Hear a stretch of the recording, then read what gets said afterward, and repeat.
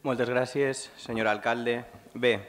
des d'Iniciativa Compromís presentem aquesta moció per mostrar el nostre suport als companys de l'Institut Lluís Vives com a símbol i a la resta del moviment estudiantil que un cop més ha estat l'avantguarda per defensar els drets que tant de temps ens havia costat adquirir. I per altra banda, rebutjar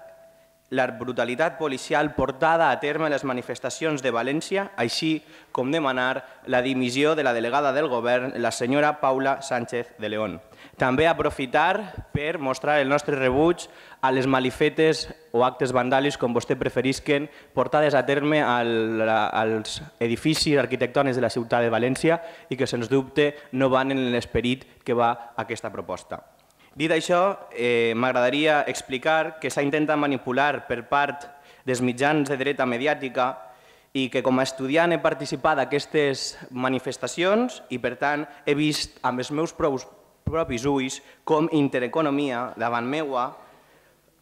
mentia dient que érem senzillament un grupúscul d'extrema esquerra i a la seva darrere hi havia més de 20.000 persones. Deia que no hi havia cap estudiant i que eren tots perroflautes. Bé, jo era estudiant, al igual que la resta dels meus companys de classe, i cadascú teníem un estil de roba ben diferent. D'altra banda, hem vist com per primera vegada en la història el comitè d'empresa de Canal 9 denuncia al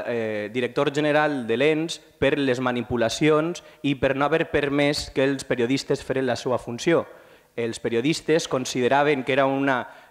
com la resta de premsa internacional, que malauradament hem sigut una vegada més notícia per aquestes coses a València, hem vist com els mitjans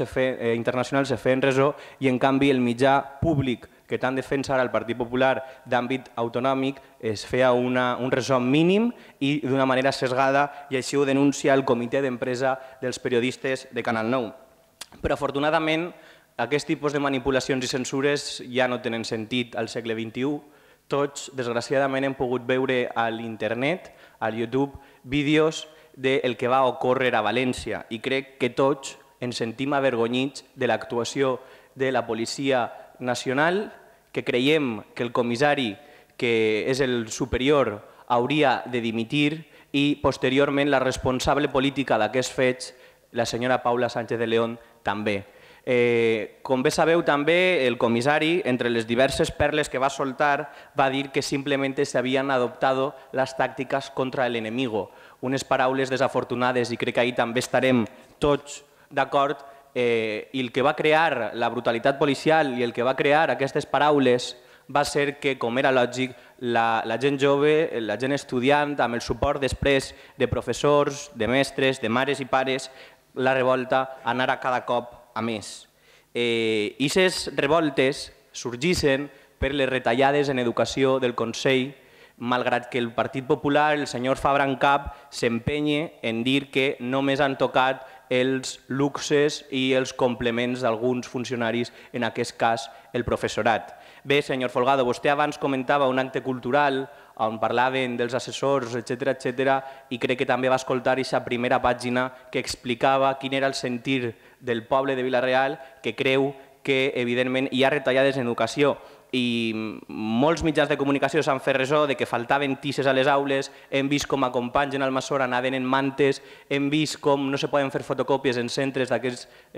poble i, per tant, són retallades existents. Com també sabem que n'hi ha instituts en aquest poble que no tenen professor d'anglès perquè s'ha ficat mal i les substitucions no arriben i, per tant, les revoltes estaven més que justificades. Al capdavall, els estudiants, molta gent, vam respondre a les porres amb llibres, vam respondre a la violència amb paraules i se van confrontar dos models. Aquells que creien que calia defensar l'estat de benestar que tant ens havia costat i aquells que creien que el que tocava ara era privatitzar, començar a concertar centres i fer de l'educació pública un lloc residual. Després també n'hi ha